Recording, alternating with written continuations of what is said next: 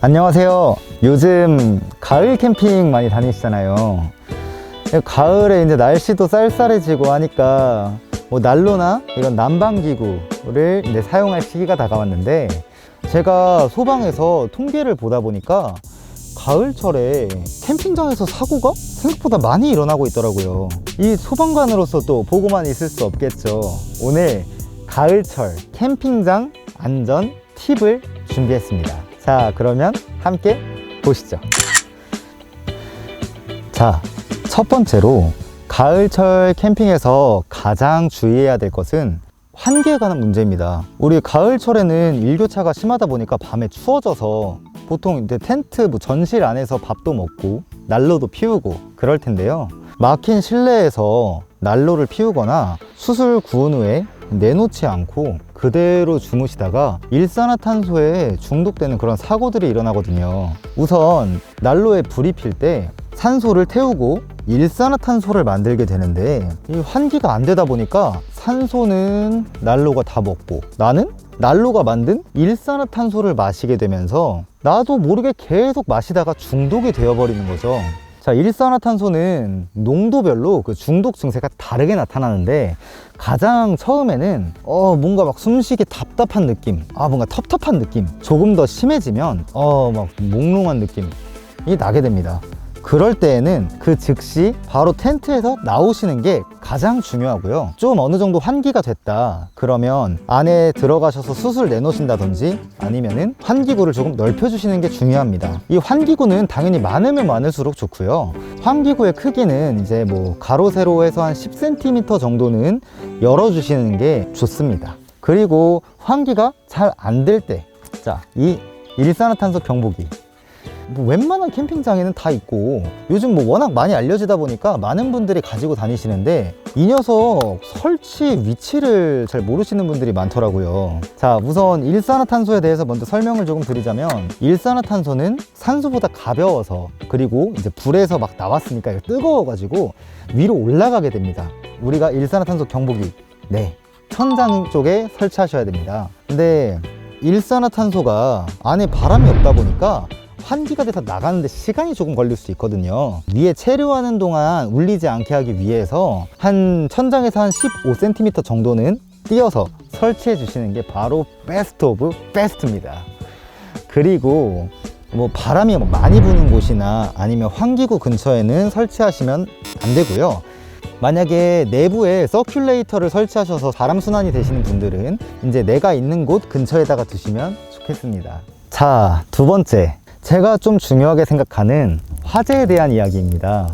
우리 캠핑장 오실 때 뭐 바베큐 구워 먹으려고 화로도 조금 쓰고, 막 추우니까 뭐 화목난로 같은 것도 사용할 수 있는데, 캠핑장이 보통 뭐 숲이나 아니면 이제 나무가 많은 곳에 있다 보니까 내가 생각한 것보다 불이 훨씬 빠르게 크게 나곤 하거든요.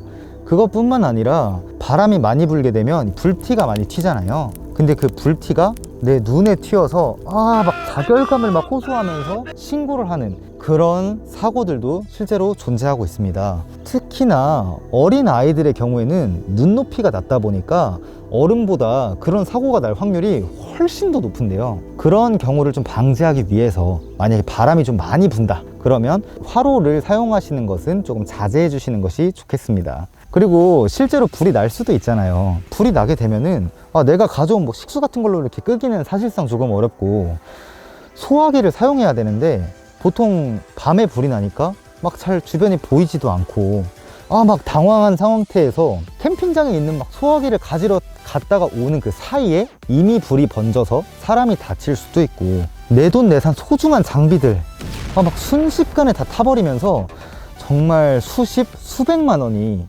증발해 버릴 수가 있거든요. 그런 경우를 방지할 때 이 휴대용 소화기, 우선 뭐 가격도 비싸지 않고요. 굉장히 가볍고 사용하기도 굉장히 쉬워서 아이들도 쉽게 사용할 수 있고, 이게 뭐 그냥 캠핑 올 때 산다고 해서 캠핑장에서만 쓰는 게 아니라 뭐 차량이나 아니면 집에 있는 주방에서도 사용을 하실 수 있기 때문에 저도 하나 꼭 가지고 다니거든요.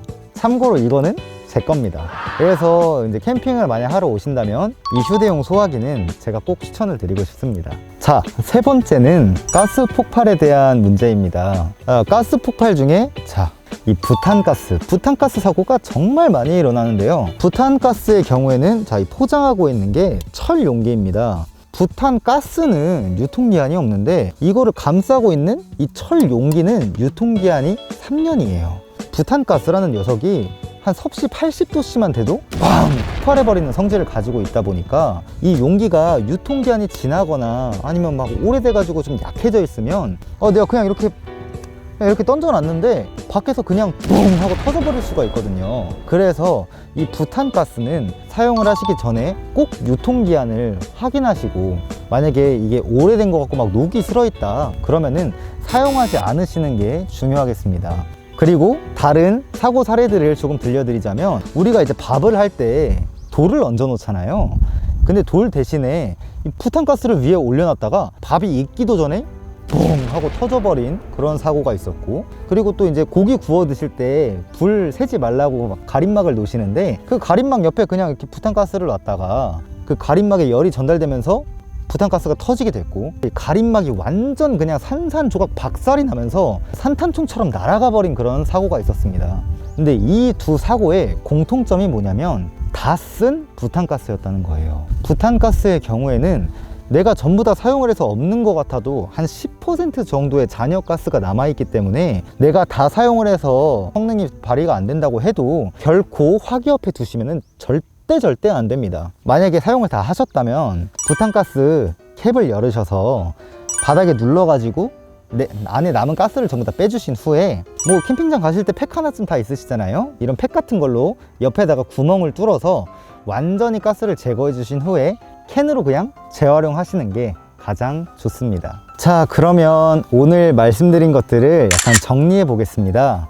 자, 첫 번째, 캠핑장에 오시면 텐트 환기를 꼭 잘 해주시고, 일산화탄소기를 설치하실 때는 천장 쪽에 설치하기. 자, 두 번째, 바람이 많이 불 때는 화로 같은 화기는 조금 사용하는 것을 자제해 주시고, 이 휴대용 소화기 들고 다니시는 거. 세 번째, 부탄가스의 유통기한을 꼭 확인해 주시고, 이 부탄가스를 다 사용했다 하더라도 화기 옆에는 절대 두지 않기. 자, 여러분, 오늘 제가 간단하게 말씀드린 이 팁들을 참고하셔서 캠핑을 하시면 아마 안전사고 정도는 충분히 막을 수 있을 거라 생각합니다. 요즘에는 많은 분들께서 관심을 가져주셔서 기본적인 것들에 대해서는 많이 숙지를 하고 계시다 보니까 실제 좀 사고가 일어날 만한 것들을 모아서 이제 말씀을 드렸는데, 참고해 주시면 정말 좋을 것 같고요. 여러분들 모두가 안전해지는 그날까지 항상 끊임없이 노력하겠습니다.